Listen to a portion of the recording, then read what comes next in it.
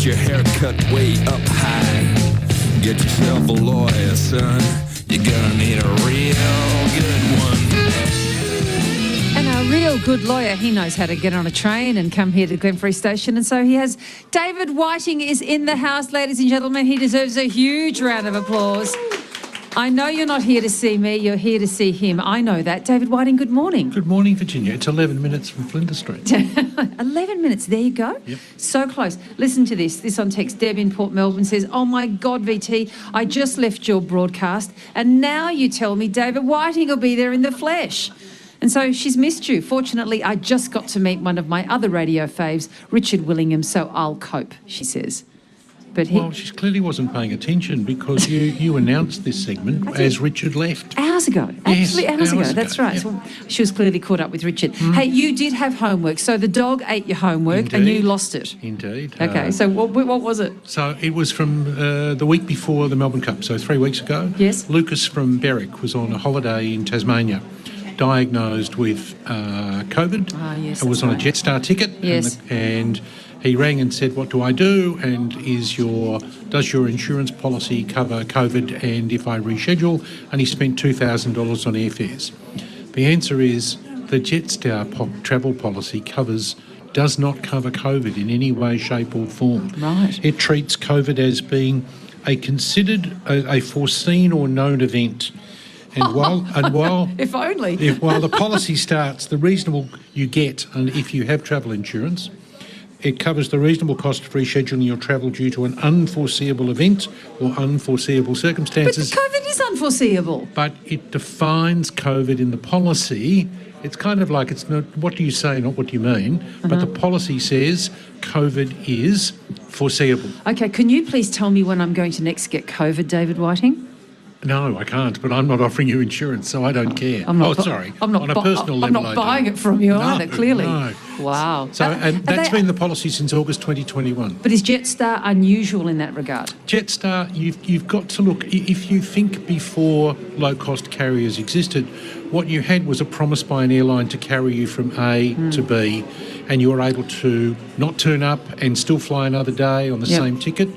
Low-cost carriers are generally, here you are, I'm selling you that seat on that plane on that day. Take it or leave it. And if you don't turn up, you lose it. Okay, so bottom line, no money back. No, he has no claim under the policy, but he's got a claim against the person who Gave him COVID? who gave him the advice. Okay. Because What, he personally? against the call centre. I see. For the advice, to the extent that the advice he gave him and he relied upon it. If he'd had different advice, he may have had a different outcome. But he probably wouldn't have spent $2,000 on the see. replacement tickets. Oh dear. I'm sorry, that's not going to be an easy one if you do want to take it further. No, but it just tells you that you've got to look really, Really hard carefully. at your travel insurance policy. Absolutely. 1300 222 774. We're going to start off with Nick in St Kilda. Nick, good morning. What's the problem? Hi there. Thanks for taking my call. My question relates to an apparent leak to the water supply to my house. My house is the rear house of a two-townhouse development built about 10 years ago, and a lane runs down the side of both properties. At the time of construction, the Water Authority, rather than supplying separate water lines to each property, decreed the supply to the rear house, my house, would come through the front yard of the front property. So there's a main meter in the front property and a subsidiary meter at the front of each of the houses. Nick, I can tell you that the subdivision rules and the way they service lots on a subdivision such as yours are that you're all serviced from the same point in the street.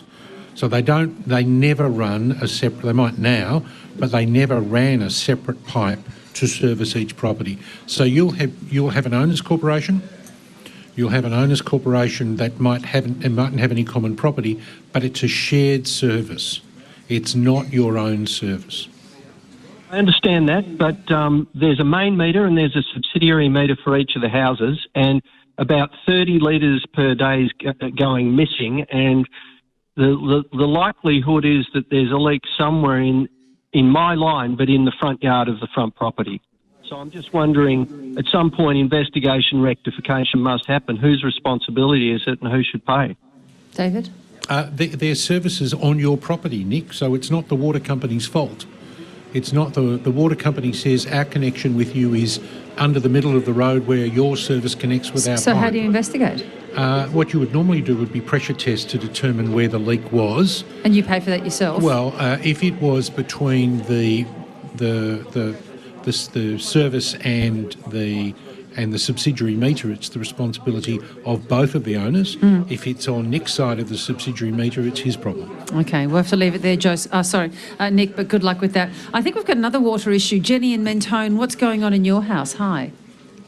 Hi there. I'm a downstairs owner in a 2-storey block, and I've had ongoing leaking from above. We've had an engineer's report and a leak detection report saying the problem is the way that the double doors upstairs interact with their balcony. But I haven't been able to get any action to stop the leak. And the property was sold to a new owner in March who said she wasn't advised of the leak, which was obviously not my responsibility, but is now trying to leave the responsibility with the real estate agent who sold her the property. And of course, they're just trying to put silicone everywhere and it's not working. I'm still leaking. What do I do? Jenny, your claim is against the current owner in respect of the current rainfall. So you can't make a claim against the current owner for damages that occurred prior to March. Right. But for you start today's again. damage, it's a brand... if it's raining today in Mentone, then the answer would be it's your upstairs neighbour's problem for the water coming from their balcony. Today and into the future. Yes. Yep. Yeah. And then how do you pursue that? That's the terribly expensive part. Oh. It's while it's a jurisdiction, the Drainage Water Act jurisdiction is at VCAT, it's the responsibility, it's a costs jurisdiction. While most jurisdictions at VCAT are user pays, that particular one has costs. What about the body corporate? It could be, no, it's a drainage issue from one unit to the other. You'd need to look at the strata plan and work out whether the flow was from the owner's corporation land or from the private unit upstairs. Jenny? Looked at that and it is the private unit. So Then it's your neighbour's problem and your neighbour has Yes. the obligation to fix it. Okay, so VCAT is where I should look. VCAT is Level you cost. should look. Yes. Okay. All right. Thank you, you for your Jenny. help. Good luck, Jenny. We hope that's helpful. Arthur in Black Rock. Hi, Arthur. What's going on? Bit of a problem. I got Sorry, a I'm having return- trouble hearing you. See if we can get you a bit louder. I got a return air ticket for my son in 2021 to come over for his brother's wedding. Now, because of COVID, the wedding was cancelled and pushed forward to a couple of months later, where my son couldn't make it. Now, we've been trying to get the refund for the money we paid originally from the travel agency, but we're not getting anywhere. I've rang the airlines. Where was the ticket purchased, Arthur? Here in Melbourne. Okay, yep. So it's not like you bought a ticket out of London or anything like that. No, he was coming from London to Melbourne. Now, But you bought a ticket with an agency here. yeah, that's right. Yes. Now I've been trying to get him. Yep. I've rang the airlines. I've rang airline customer advocate. I've rang Australian Federation of Travel Agencies, and all they say is you've got to get back to the travel agency. Now, for the last month and a half, I've been ringing the agency. I've been emailing them and not getting any reply at all. Then you're a VCAT customer, Arthur, but you need to look and see what the terms and conditions of the ticket were as to whether or not you have any prospects of recovery. So is it possible that Arthur might be falling into the category of our homework, that maybe there's not going to be any return anyway? Depends on the ticket that was purchased. But if it was a full ticket, Yep. and it sounds like it was, if it was a full ticket, then his claim is against the travel agent, who then goes and seeks to recover from the airline. What would be the reason that the travel agent's not returning the calls? What are they ducking from? Well, I think the answer would be that margins on travel agents' tickets are very, very fine. Yeah. And the general proposition is that as soon as a ticket is sold, the travel agent pays the airline. Okay. So the money is with the airline except for perhaps 1 or 2% of the ticket Okay, price. so first steps then for Arthur would be? Well, it's back to the travel agent. The travel agent is the weakest link in this process, and you would issue a claim against VCAT and they would join the airline. Are you up for that, Arthur? They're not returning my calls. No, it's a civil claim at VCAT. That's the process. CAT or VCAT, is it? Yep, VCAT and vcat.vic.gov.au. You can fill the claim out online. Sorry about that, Arthur, but let's be realistic about that for a moment. And I know we talk about this from time to time, David, and that is that the list and the wait is long. It's getting shorter. I've been able to get some information from them in relation to their timelines. They've certainly reduced their timelines in relation to rental issues, both from a landlord and a tenant's point of view, and in relation to guardianship, and they are working on the other. So, but if that's the only place you can go, that's where you go. That's the only place you can go then. Sorry about that. Kelly, how do I pronounce where you are, Kelly? Hello, Kelly? Hi. Karanjang. Hi. Karanjang. It's West Melton. There we go. Thank you. Kelly, what's going on? So we purchased our first home. It was a new build. We were the first owners back in 2021. We moved again. And probably about October, November, we have a bath that you could... Sorry, Kelly, you're breaking up there. No, we've got Kelly on a problematic line. Kelly, I'm going to get you to call back, and if I see your name there on the screen, I will come back to you, but you're coming in and out, so it's hard to understand what's going on. So let's try again. Maybe get yourself to a more solid line if you can. Lawrence in Mount Martha. Good morning, Lawrence. How can we help? I think we've got a problem with the Lawrence's line. Adam in Gisborne. Adam, can you hear us, and can we hear you? Yes, hello. Hi, Adam. Go ahead. Nice and loud, please, if you can. Yes, thanks for the call. Now, the reason of my call is my son had an accident about 5 months ago. He claimed responsibility. He put a claim in, or exchanged all the details with the other driver, put a claim into his insurance company, paid the excess, thought it was all over. He just received a 30-page document requesting money for $27,000, which is $10,000 basically for the value of the car. $13,000 for a hire car for 50 days, and $4,000 for emotional turmoil. Wow. Now, Okay. it looks like... Let's break that up, Adam. First of all, you refer the letter to the insurance company. If the insurance company has accepted the claim, then that will deal with the damage to the vehicle and will deal with the hire car. Somebody in relation to the 4,000 emotional stress is, I think, having him on. The general proposition is that you don't get personal injury damages in car accidents other than through the TAC. So I'm not worried about the $4,000 in personal injury damages. The other two should both be covered by the insurer, and I would be referring the letter to the insurer. And it should then go away.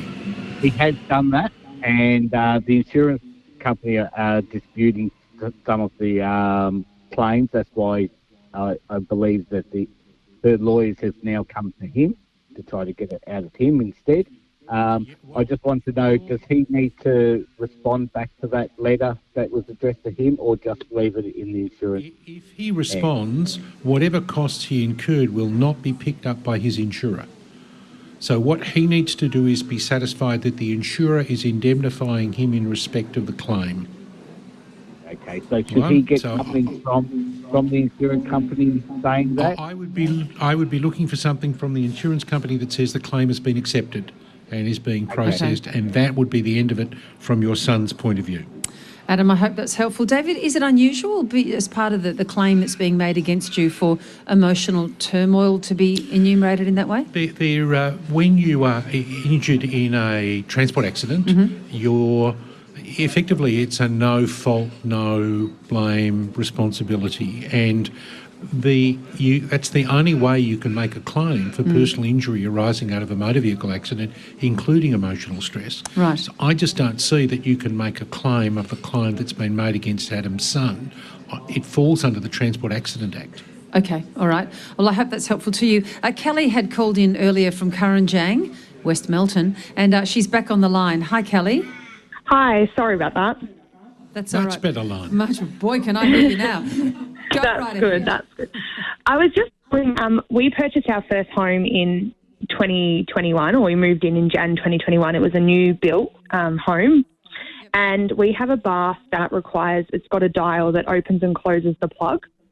Since November of 2021, that has no longer been working, and we've been going back and forth with the owners or the construction company to try and get them to resolve that issue because it is under warranty. But unfortunately, 12 months later, I still am here with no progress, no update. They provided me a $2 bath plug from Bunnings and said, here you go, that's the problem solved, now go away. But unfortunately, the bath doesn't work in the capacity that we purchased in, and therefore, if we were to sell it to someone else, it would still not work. So I'm kind of just stuck at what to do next. We've gone back and forth every month trying to communicate with them, follow up, but we're just not getting anywhere. Right. Kelly, my approach would be to make it as expensive as hell for these people to refuse your claim. Technically, it's the Domestic Building Dispute Resolution Victoria, where you take your claim, and I call it an invisible queue. Right. The building dispute queue at VCAT was so long, so that the state government came along and put in this body called the Domestic Building Dispute Resolution Victoria, which is where they get people to try and negotiate an outcome between the owners and the builders. Okay. But it just adds, it took a queue away from VCAT and put it over on the left. But that's the process. In order for Kelly to sue the builder, it goes to VCAT. To go to VCAT, you've got to start at the Dispute Resolution Victoria. It's a monster. Sorry, there's an elephant in the room here, right? And it's leaving a very big steamy pile, and I feel I have to call it out. Kelly, it's just a bath plug. Go buy another one. I can't. It's attached to the bath. It's a twist dial. It's like the overflow. It's not just a simple bath plug. I know. I've got one of them too, and I know they're a little bit expensive, but they're not the end of the world. Just buy a new one, and the resale of your houses and get it installed, and the resale of your houses is now solid. Tried that. The plumbers have come by and they said basically the only way to fix it is by removing the whole bath. Really? Yes. So it's not that I haven't tried. I haven't been sitting here for 12 months doing nothing about it. Okay. Just having showers. I did want to check that. Like, you know, I couldn't be bothered going backwards and forwards with the builder over a bath plug, but has the bath plug, and I know that turning one because I have one, has it been installed incorrectly and that's what's made it hard to replace? Well, this is what we're trying to figure out. It's sealed to the wall, the tile. So basically, the only way you can get behind the overflow plug is to basically remove that bath and then fix it. So I've done YouTube, and on YouTube, I've Googled it myself. I've looked into it myself. I've called my own plumbers that are friends. Everyone's saying it needs to be removed, but the fact is they're just not doing it. Okay, Kelly, go to the invisible queue. I'm with David now. Sorry, Kelly. Is it going to get Kelly anything, though, going to this place? You reach... part of the process in all of these things is that it's always, and this isn't having a go at Kelly, but so often it's someone else's problem. And while it's a minor irritation, the cost of fixing can be quite high. Yes. But it will also be quite high from the builder's perspective. Oh, gee, what a terrible position to be in. Yeah. Okay, good luck, Kelly, and I hope that's useful. Jean from Cape Patterson. What's happening, Jean? Hi, David. I subdivided my block, so I had an existing house on the front. I built another one in the back. Access to the one at the back was through a lane. I had to pay the council for the lane to be made before I could get my permit to build, and that was $21,000. That was in 2018. So the lane hasn't been made, and I get no interest on that money. And all the time, the cost of making the lane is going to increase. And I just wondered whether there was anything I could do. Because my complaint would be that the council have promised you that they would build the lane. Well, I haven't seen the conditions on your permit, but you were required to contribute to the cost of paving the lane. You can imagine it's a dirt lane next to Jean's property. That council says if you build at the back, you've got to pay us for the lane. I would be saying to the council and then to the Ombudsman, I've paid you the money, I want it built. That's where I would be taking it. But I don't believe that they have, it's very unlikely they'll have a legal obligation to pave the lane at your timing. So they've got an obligation to do it, but when is up to them. But I'd be suggesting that if you've gone and built the property behind, they ought to get on and pave the lane. All right. The other problem is that people on the other side of the lane have to contribute as well, but nobody's actually got to building stage there, so they haven't got... Council doesn't want to build it until they can bill somebody for it. So your 21,000 is just for the half on your side. No, it's There's for the problem. full. It's for the full down to where I needed to go to. Then there's no reason why Because they council said- shouldn't build it now. Okay, well, Jean, we'll leave that one with you. Before we pull up stumps, though, if I can just fit in, because Joseph has been waiting for some time in Box Hill, and I hope it's a quick question and a quick answer. I think it is. Joseph in Box Hill, go ahead. What's your question? Yes, thanks for answering my question. It's just concerning, I'm the executor for a will. The deceased died more than 12 months ago. There's been delays with documents and things. And so what my question is, it's a small estate. So reading in the Victorian Law Handbook, with a small estate, you don't need to get probate. If it's small, you don't need to get probate. Or if you want to get probate, you could go through the small estates branch of the Probate Court, Supreme Court, and get probate done instead of going through a solicitor's firm. Yes. What my question is, I've got, that would be another 6 months. Could I get just people to, the people in the will, just a sign of deed of release? Would that cover me, the executor, from any future claims, or would it be best for me to get probate just to cover myself? Because I've got one beneficiary who might be hostile. How big is the estate, Joseph? It would be under $60,000. Okay, I would be simply getting appropriate releases signed by the beneficiaries and writing them the cheques. Joseph, I think your thinking was correct there. Thank you for calling in. And David Whiting, thank you for taking the train out here. And the invitation. Thank And you. next time, bring a raincoat. I will. David Whiting, ladies and gentlemen, I think he deserves a vigorous round, and more vigorous than that. That's it. He works so hard for us, and he bills us such a small amount each week. It's extraordinary.